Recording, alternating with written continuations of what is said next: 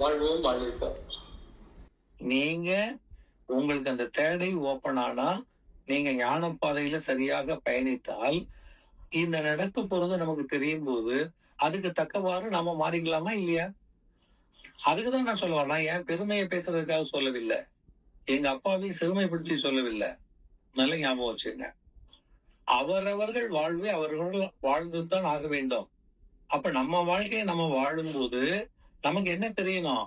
இந்த தேடையே ஓபன் பண்ணக்கூடிய அந்த ஆற்றல் நமக்கு வேணும். அது குரு மூலமாகத்தான் முடியும். நம்மளால முடியாது. புரியுதுங்களா? அதுக்குதான் நமக்கு குரு வேணும்னு சொல்றது. குரு வேணும்னு சொன்னா நம்மை பற்றி நாம் தெரிந்ததாக திருமூலர் சொன்னார். தன்னை தான் அறிய தனக்கொரு கேடில்லை. தன்னை பத்தி தெரிஞ்சுக்கிறது ஒண்ணு பெரிய தப்பு இல்லப்பா. ஆனா தன்னை தான் அறியாமல் தானே கெடுகின்றான். இவன் ஊர்கதையெல்லாம் சொல்றான். இது எங்க தாத்தா, எங்க நாத்தனார், எங்க பாட்டி, எங்க மச்சான், எங்க மாமா. யாருக்கு வேணும் இதெல்லாம்? அவன் செத்து தொலைஞ்சு போறான். உன்னை பத்தி தெரிஞ்சுக்க. ஆனா அந்த பாடத்தை நம்ம படிக்கிறதே இல்லை, அந்த பாடத்துக்கு போறதே இல்லை. திருமூலர் தான் சொன்னார். தன்னைத்தான் அறிய தனக்கு ஒரு கேடு இல்லை, தன்னைத்தான் அறியாமல் தானே கெடுகின்றான். தன்னைத்தான் அறியும் அறிவினை பெற்றவின் தன்னைத்தான் அரசித்திருப்பதே. அருமையான பாடல். அப்போ நம்மளை பத்தி நமக்கு தெரிஞ்சு போச்சுது ஏன்னு சொன்னா, அடுத்த நிமிஷம் நம்ம என்ன பண்ணுவோம்? யாரையும் வெளிவிட மாட்டோம், வெளியில போய் கூப்பிட மாட்டோம், வேண்டுதல் செய்ய மாட்டோம். அதான் நான் உங்கள்கிட்ட சொன்னேன். வேண்டுதலே கூடாது. இறைவா, ஆண்டவா, எனக்கு அதை செய், இதைத்தான், அந்த மாதிரி கேட்கவே கூடாது. கேட்டாலும் நடக்காது. அப்புறம் எதுக்கு ஏன் வெட்டியா கேக்குறீங்க? யாருக்கு நடந்திருக்கு சொல்லுங்க? யாருக்கு நடந்திருக்கு? நோயில கிடக்குறவங்க இறைவா என்னை காப்பாத்திருக்காங்க சொன்ன மதனாலே செத்து போறாங்க. கஷ்டப்பட்டவங்க ஆண்டவா எனக்கு பொருள் கொடுக்குறான், வானத்துல இருந்தா வந்தது, நீ வேலை செய்தாதான், நீ கடன் வாங்கினாதான். எந்த தெய்வங்களும் மனிதனுக்கு உதவுவதில்லை. வேண்டுதல் என்பது தப்பு. ஆசைக்கு நீ போற அந்த தப்பை மீண்டும் மீண்டும் பிழை செய்யக்கூடாது. எது நடக்குமோ அது நடந்து கொண்டே இருக்கும். அப்ப நீ இயல்பாக போகக்கூடிய மனதை நீ மாத்தணும். அதான் ஞான பயணம். ஞான பயணத்துல ஆசையை வச்சுக்கிட்டு அலையக்கூடாது. இந்த உண்மையில நம்ம தெரியணும். தேவை என்பது தானா உங்களுக்கு கிடைப்பது. உங்களுக்கு என்ன தேவையோ அது கிடைக்கும். நீ தேடி அலைய வேண்டியது இல்லை. ஆனா ஞானம் இல்லாத வாழ்க்கையில ஒவ்வொன்றுக்கும் வேண்டுவாங்க. உட்கார்ந்து குறைய அழுது யாருக்கு கிடைச்சது?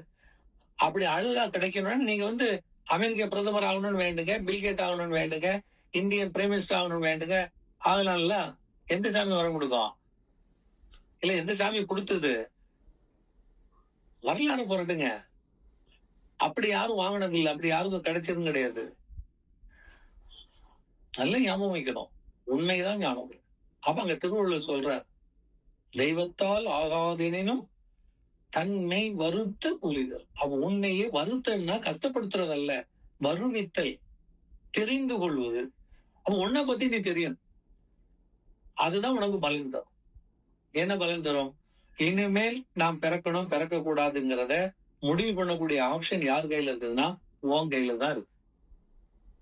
அதை யாருமே உணர்றதில்லை. மேலும் மேலும் தப்ப செய்து பேயா போறாங்க, பிசாசா போறாங்க. அடுத்தாலே நாயா பேயா மனுஷனா பிறந்து அப்படியே போயிட்டே இருக்குது ஜென்மா. என்னைக்கு விடியும்? இந்த வாழ்க்கையை நினைச்சு பாருங்க. அவ்வளவு சந்தோஷமா என்ன சந்தோஷம் இருக்கு சொல்லுங்க? நேற்று சிரிச்சு இன்னைக்கு அழுதுட்டு இருக்கோம். இன்னைக்கு இந்த சாப்பாடு வேணும்னு ஆசைப்படுறோம். மறுநாள் பார்த்தா இன்னும் ஆசை ஓடிக்கிட்டே தான் இருக்கும். என்னைக்கு நிறைவு வரும்? அழுக்கு உடம்பு வச்சு நம்ம என்ன சாதிக்க போறோம் தெரியல. உண்மைக்கு யாரும் இறங்கவே இல்லை. அடுத்தவங்கள பார்த்து அவங்கள மாதிரி நான் வரணும், இவங்கள மாதிரி நான் வரணும். என்ன யாரு வந்தாங்க? யாரும் வர முடிஞ்சது? யோசிங்க. நமக்கு புத்தி சொன்ன தாத்தா, பாட்டி, அம்மா, அப்பா எல்லாமே மண்டை போட்டாச்சு. நம்மளும் இப்ப மற்றவங்களுக்கு புத்தி சொல்லிட்டு இருக்கோம். நம்மளும் மண்டை போட போறோம். யோசிங்க. அப்போ அரிதறிது மானிடராய் பிறத்தல் அரிது. அபிபிராட்டி சொல்லுவா இங்கதான். உனக்கு இந்த கிடைச்சிருக்கக்கூடிய இந்த உடம்பு, இந்த பாக்கியம் சாதாரண இல்லப்பா, வேஸ்ட் பண்ணிடாத. அரிதறிது மானிடராய் பிறத்தல் அரிது, மானிடராய் பிறந்த காலை கூன் குருடு சேடு. பேடு நீங்கி பிறத்தல் அரிது. இப்ப நமக்கு கூன் கிடையாது, செவிடு கிடையாது, பேடு கிடையாது, நல்ல உடம்பு இருக்கு. அப்ப நம்ம என்ன பண்ணணும்? இதை பயன்படுத்தி ஞான கல்விகளை கத்துக்கணும். ஞானமும் கல்வியும் நயத்தில் இருந்து. அப்படி ஞானமும் கல்வியும் நயந்த காலை என்ன வேணும்?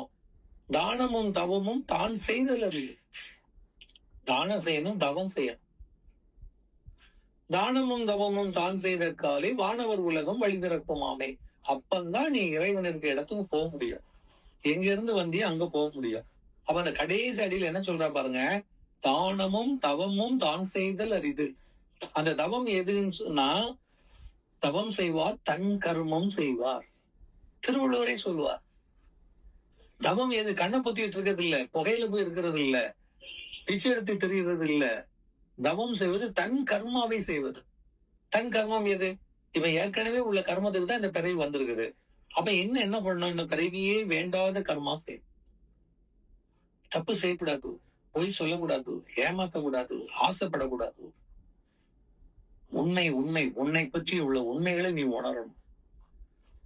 எப்ப உன் மனதுல பதிவே இல்லாம ஆகுதோ அப்பதான் பிறவியே இல்லாம போகும்.